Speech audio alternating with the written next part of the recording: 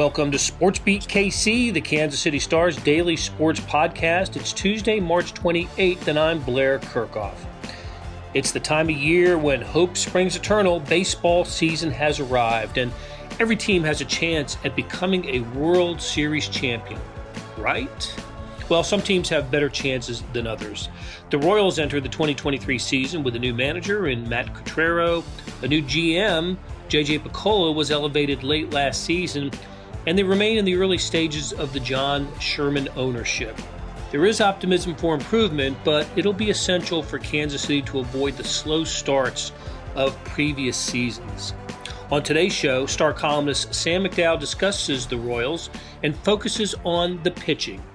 Good teams have good bullpens, and the Royals have looked to improve there. We cover that topic and several more involving the Royals on today's show. Let's get started. All right, we're talking baseball with Sam McDowell. Opening day is Thursday. I don't know, has it seemed like a long off season, a short off season? It just seems like the Royals, maybe it's because of the success of the Chiefs and the NCAA tournament. Look, it's been this way for the last few years. They take a little bit of a back seat in Kansas City, but they are front and center this week. Opening day on Thursday. What you've gone down to spring training a couple of times. You about ready for some baseball? Yeah, I think it's probably not a great sign for where the organization is that we do. That it does sneak up on us the way it does, but you're right, it also speaks to what the other guys in town are doing in terms of the Chiefs have relevance now through mid-February rather than early January as It was like 6-7 years ago. So I think it's probably more of a Chiefs thing, but I'm really interested in, I think that this year for the Royals in general is a figure out what you have year. And so, I think we're always interested to see what any of our local teams does throughout the course of a season, but I think it's just really heightened with this group. The Royals, more often than not, since the championship years of 14 and 15, and then the 2 years after that where they played around 500, finished around 500, they kind of lapsed to 500 in those years, have been out of it early, bad starts. By the end of April, they're, 5-6 games behind. And by the end of May, it's doubled. And it's like, I think for Royals fans, they start looking at the promotion calendar to see, when the right bobblehead night is approaching. That's seems to me to be, we'll talk about, we're going to spend time talking about the pitching here, but just generally speaking, that would be nice to see a new regime avoid. They were 14 and 28 in May last year. Like, we were covering meaningless June, July, August, September games. When I say meaningless, I mean in terms of the standings in 2022. And I think that the start of the year, not that it usually doesn't carry importance, but just for a group that is part of an organization that has started slow and also finished just as slow. If the Royals start fast, it doesn't mean they're going to finish fast. But if they start slow, I think there is a high correlation that that's the way the rest of the season's going to go as well. So I really view this early month of the season in April, last few days in March, and then April to be just a really important stretch already. Gosh, it's, a lot of baseball teams feel that way, but you're right. It seems like the importance is heightened for the Royals and a fan base that is just aching for success here. Yeah, I mean, it's been a while. I mean, it's I had like somebody with the Royals tell me even last year that 2014 and 15 were a long time ago, and well, it's another year now, and it's obviously you had the couple seasons afterwards, or 16, where they were still in it, but I don't think that as much as this city would love to see another championship, it's not just that the fans are starved for a championship. They're starved to go out and watch August games that matter, where the team can be competitive. And with the way the playoffs are structured now, you can be 500 in August and be playing meaningful games. And so I think no team should strive to be 500, but the Royals should strive to be playing meaningful baseball late in the year. The other part of that equation is they're in what you can argue is the weakest division in baseball, the American League Central. Yes, certainly.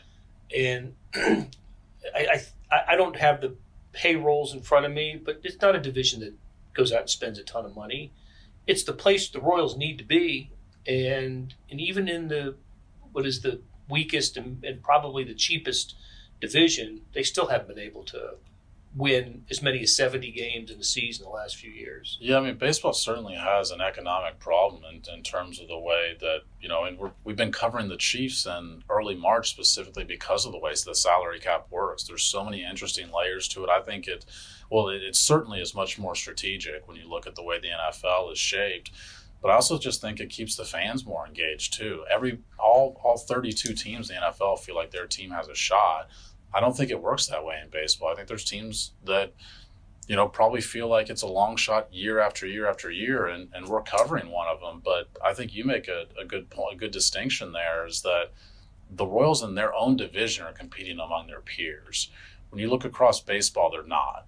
They can't compete in terms of the finances with the New York Yankees. I mean, they're the outlier when you look at the last 30 World Series champions. Like, the Royals are the small market team that's done it. But that doesn't prevent them from being competitive in their own division because, like you said, their own division is comprised of the same makeup financially. And there is a clear message being sent, I think, to Royals followers when the change at the top was made, when Mike Matheny was let go and Matt Quatraro was brought in as the new manager. The organizations with which he was employed are smaller budgeted organizations that just kind of outsmarted people, with Tampa Bay and Cleveland in his background. And I don't think any, J.J. Piccolo or John Sherman, anybody's come out and said it. But that's what they hope the Royals become. Just a smart organization that wins, because they just do things in a little different way and maybe, set some of the trends in baseball that organizations that don't have $200 million to spend on payroll have to do. Yeah, I mean, it's not impossible, and I think that there's just been this environment where it's felt like it's been impossible for the past 5-6 years because of the economics that we mentioned. But John Sherman will pretty frequently mention the Guardians and the Rays. Now, obviously, he came from the Guardians ownership group. He knows how that organization works better than anyone but the one he currently owns. But the Rays have done it pretty frequently as well. And what stands out is just how differently those organizations have operated than the Royals have for the past 30 years. I mean, obviously, the Royals slipped in a World Series championship in there, but they didn't do it the way that the Rays and Guardians tried. And I think when you talk with Matt Quatraro over just the course of spring training, like you said, I've been out there a couple of times, it's pretty clear there's going to be some things that are going to be quite a bit different. I think a year ago, the emphasis was to win all 162 games. I think the Royals chased games at times that they didn't need to chase in terms of, you said we're going to talk about the pitching, but, there were games where Scott Barlow was coming in when the Royals were losing that I think you just had to concede and move on to the next day. And that just really heightened the intensity within the clubhouse. That feels much looser. Now, it always feels looser in spring training. We'll see if that carries over, if this team starts 14-28 as well. But there's an emphasis on that. I also think that he is really set on using the full roster. And when I say the full roster, I mean beyond the 26 guys that are going to be there on opening day on Thursday at Kauffman Stadium. It's also, we saw Josh Stallmont was optioned to the minors. Richard Lovelady was optioned to the minors. Like, those guys are going to factor into the big league team. Even if it's not just going to be replacing injuries. I think that's one of the biggest difference with the manager change. Lovelady not too happy about his. Yeah. I mean, he shouldn't have been, though, right? I mean, right. I think that there's an element of what more could he have done. He didn't allow a run.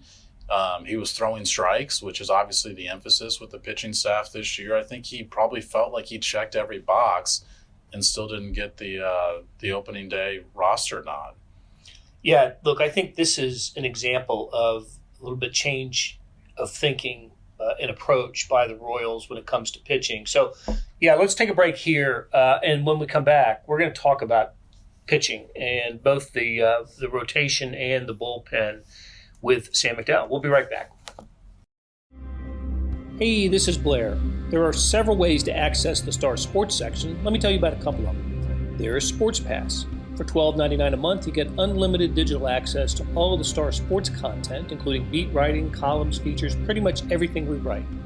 The deal renews monthly until you tell us to cancel. For $159.99 a year, you get everything the Star has to offer digitally, including sports and the e-edition. Go to kansascity.com and drop down to the bottom of the page where it says Start a Subscription for more information. Your support has never been more important. As always, thanks for reading and listening. We're back on SportsBeat KC talking Royals. They open up Thursday against, who are they playing again? Forgot already. We'll figure it out. We got the Twins. I think maybe you're right. Boy, the big day of celebration for baseball, and we don't know who the opponent is. So we are all about the Royals on this podcast. We got the Twins on Thursday. They're off on Friday. Right. That's typical for opening in case there's weather, but there's not supposed to be, not until the evening. So, and then is it the Blue Jays that come in behind them? Yeah, the Blue Jays come in next. And then, oddly enough, they open on the road, I think, at the San Francisco Giants, which says something about the new schedule in baseball this year. The Royals are going to see less of their AL Central brethren and more of everybody else. The way they have 3 National League teams. I think it's in the first 5 weeks. It might be in the first 4 weeks, though. It's the Diamondbacks and Braves are on the schedule early on as well. So interesting. And we were talking in the first segment about the Royals are in the right division to attempt to be competitive, but they're going to play fewer of those teams, which we'll see how that impacts things for the Royals. All right, you wrote a terrific column about the bullpen. You got to talk to Matt Quatrero, and I know you've talked to Brian Sweeney when you've been out there, the new pitching coach. And we, as we mentioned earlier, Josh Stallmont, Richard Lovelady, and Josh Taylor. Taylor's the player they got. It was part of the Raul Mondesi. Alberto Mondesi was Raul. Alberto Mondesi trade. All were optioned, and Lovelady, the biggest surprise there, because as you said, he had a very nice spring. Stallmont, interesting. He's a guy who has just shown flashes of brilliance. Closer-like material. Yes, 100 on his fastball and fun to watch. Has been great. I can remember a game they played against the Cubs a couple of years ago. And I was watching on the Cubs broadcast, and they were drooling over Josh Stallmont, thinking about how the Cubs could pick him up in maybe a late season trade. But he goes sent down. All these guys have injury issues, right? Lovelady and Taylor didn't pitch last year, and Stallmont had injury issues in 2022 quite often. So that leaves the bullpen with Scott Barlow as the closer. That's been established, right? Over Aroldis Chapman. Yeah. And Amir Garrett, I think Dylan Coleman, Taylor Clark, Carlos Hernandez, Ryan Yarborough. We're looking at that as leaders in the bullpen. Probably leaves one more spot for a one-inning guy. And, we learned Lovelady and Stallmont are not going to be it. So, perhaps Jose Cuas gets that who's also spot. Had a good spring, right? Yeah. I think that when you look at the bullpen as a whole, the way I wrote it was, if you are trying to squint and figure out a way that the Royals are going to be much better this year, I think your leading candidates to say where their bullpen should be better than it was. But part of that is, I think you've got some more defined roles than you did last year.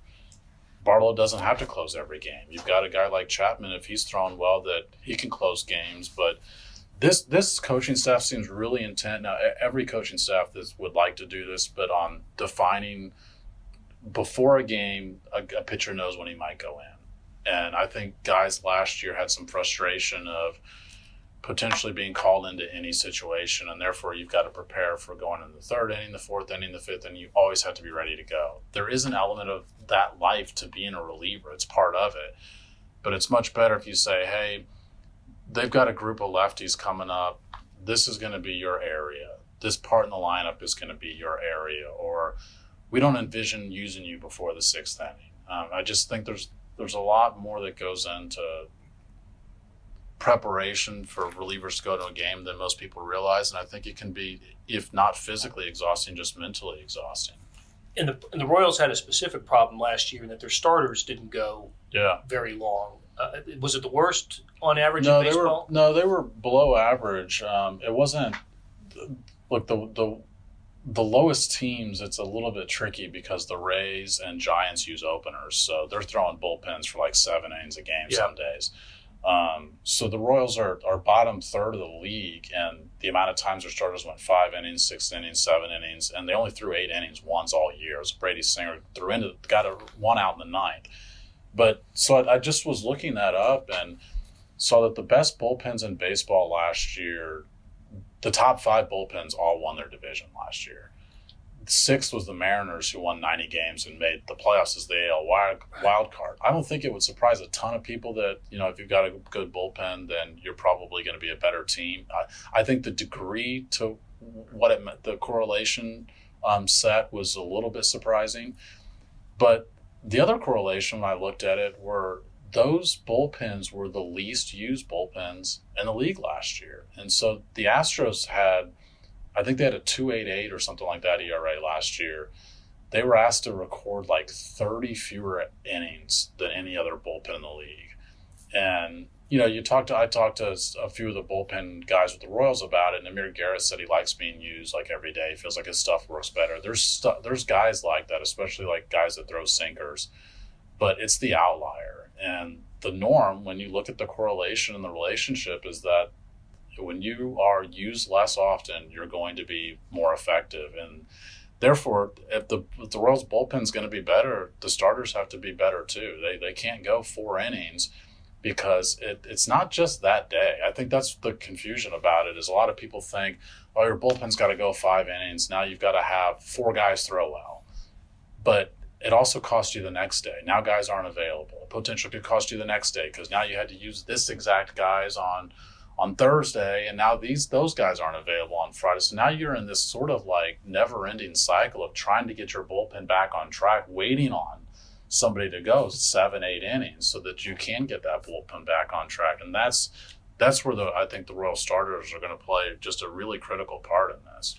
Well, so that's the idea going into the season. I like the mindset. Look, the Royals didn't go into last season believing their starters were going to flame out early and overwork the bullpen, but that's what happened. So I think it bears repeating. Top 5 teams in terms of bullpen success last year were division winners. There are 6 divisions, right? 5 of the 6. That's pretty darn significant. And you can make the case that the Royals started this trend, 10 years ago. With their with their 7, 8, 9 guys. Absolutely. Yeah, absolutely. Especially, so they had that in the regular season already, but particularly the way they use those guys for multiple innings in the playoffs, I do think that changed the way some organizations thought that in order to win in October, you have to have the best starting pitching. It's still a really key part of it. It's nice to have really good starting pitching, but yeah, more than ever, I think it's like it doesn't matter who throws those innings as long as they're effective when they throw them. I remember in 14 and 15, the Royals had this unbelievable record when leading after 6, right? If Jeremy Guthrie or Yordano Ventura or James Shields or Edison Volquez could get you to the 6th inning, the Royals, that was it. With the Royals, with the game tied or Royals leading, that was it. They were going to win the game. And it would be great to start to see them move somewhat in that direction. But for that to happen, you better have good starting pitching, and we'll see what the Royals have. As interested as I am in bullpen philosophy with the Royals team, I am especially fascinated by how they're going to improve the young arms of the 2018 draft, right? Yeah. And of course, one of them now, Daniel Lynch, is on the injured on the injured list on the IL. Yep. So, but right now we're looking at a rotation. Zach Greinke's going to be the opening day starter. Jordan Lyles, who they acquired in a trade, he'll pitch the 2nd game. Brad Keller, the 3rd game. Brady Singer, the fourth. Brady's kind of a he's special ace, circumstance. Yeah, he's the ace of the staff. Right, but he's the number 4 pitcher for the opening series because he just threw 2 innings in 16 days in the World Baseball Classic. But between the time he left and the time he got back on, I was there when he got back on. Thursday would have been that he threw 3 innings, and those were the first live hitters he had faced in like a week and a half. Right. So, look, I know the Royals are frustrated with how that went. They obviously knew that was part of a risk, but I think that there's a feeling that there was opportunities to get Brady Singer some innings in some games that were wide margins. Now, Brady Singer was really good last year. I think just because he had one bad outing doesn't mean you need to throw the guy in there like he's a charity case. I think he was able to record some outs, but wasn't used. And so this is the trickle-down effect of it is now he's got to throw another game probably on Tuesday to feel like he's ready. And by the way, he's still not going to be caught up to those other guys by the time he gets his turn on game 4. He's still I think it's fair to wonder if he's going to be able to throw more than 5 innings in that game. They might have to have like a piggyback situation where this is why you acquire a guy like Ryan Yarbrough, is to where it doesn't decimate your bullpen. You got a guy that can throw multiple innings out of your bullpen. Yeah. At least the Royals were fortunate not to go the Altuve or Diaz route. Those guys. Absolutely, yeah. Adam Wainwright's out for a couple months, although I think his injury might have come in the workout after he got back. But yeah, I mean, the Mets are losing their closer for the year. And that's part of the risk too. But I will say guys get injured in spring training all the time too, particularly pitchers. It does happen. But the Royals certainly had I don't know what teams had the most players in the World Baseball Classic, but the Royals had a bunch of them, right? They did, 10, 11. Yeah. Salvi came through okay, played really well. I think he was the one player from the Royals that was on the all-world team. Yeah. Playing for Venezuela. That's a good point. I probably should have mentioned that in my column on Brady Singer now that you say that, is that they did get to learn some stuff about some other guys, I think. I mean, Carlos Hernandez looked pretty good in a bullpen role, and I think he's going to factor into the Royals bullpen, a guy that's been a starter for the past couple of years. And heck, it was just 2 seasons ago you thought that guy threw better than anybody in the starting staff. He had electric stuff. Yeah, and then his fastball, I think, just doesn't have enough movement on it, and to where maybe if he can throw 99 out of the bullpen, that becomes a little bit less of a factor than if he's throwing 95 with very little movement. How about the 5th starter? What could they do there? Lynch was likely going to be the guy, but they need a 5th starter. Yeah, I mean, Lynch wasn't throwing well in spring, but absolutely agree with you. I think he was going to get one of the 5 spots. And so this tests the spot, I think, that to me is the weakest part of the Royals roster, which is their starting rotation depth. Mm-hmm. And what do you do if guys are out? And so I think, Chris Bubich has missed a little bit of time in spring training. He's not thrown well, but I think he's probably the most likely candidate.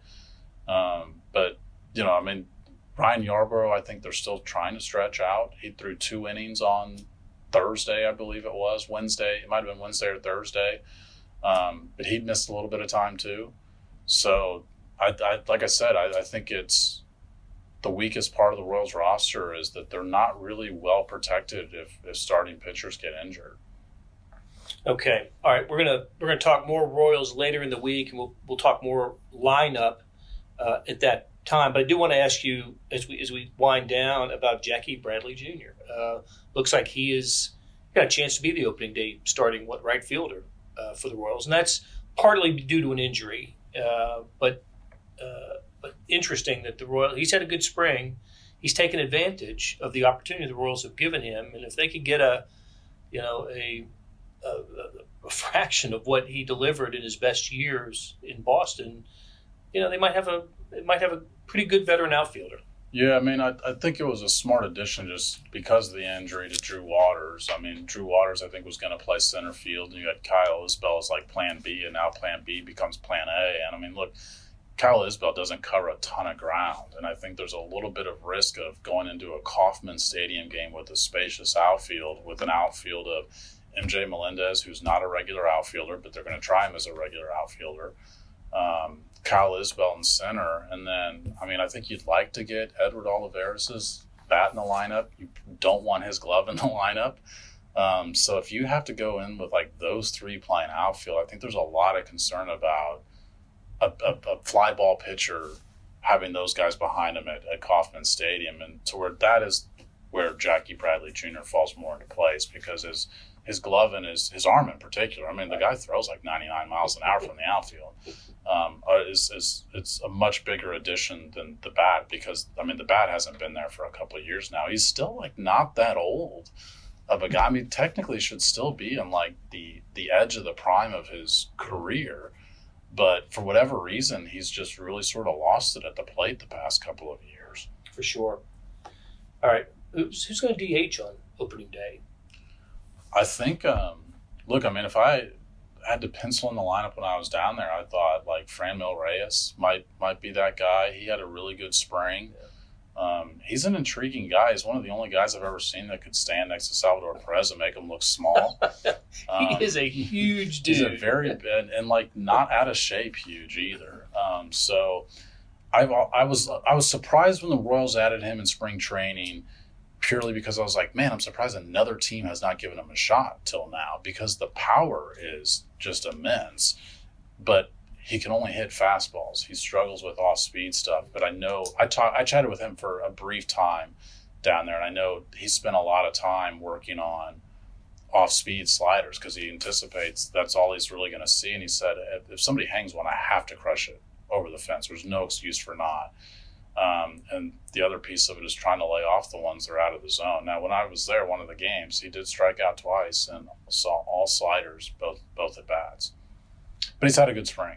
Yeah, he has. And look, the Royals had a good spring. I don't know if they ended up with the best record in the American League or the best record in the Cactus League. I don't know if they did, but they had a good one. And a couple more spring training games. You're playing the Rangers, I think, in Texas. Yeah, before they come a couple up of games, yeah. Okay. Well, Sam, thanks for the conversation. We'll talk more Royals later this week. Thanks, Blair. That'll do it for today. Thanks to Monty Davis for putting together today's show, and to our SportsBeat KC staff of Randy Mason, Jeff Rosen, and Scott Chasen. Tip of the cap to Sam McDowell for sharing his insights. Morning Sports Edition is the best digital sports page going. Take my word for it, or not, but check it out for yourself at liveedition.kansascity.com. Today's edition was 37 pages full of baseball, NCAA tournament, football free agency, really good story on the Lamar Jackson drama, and so much more.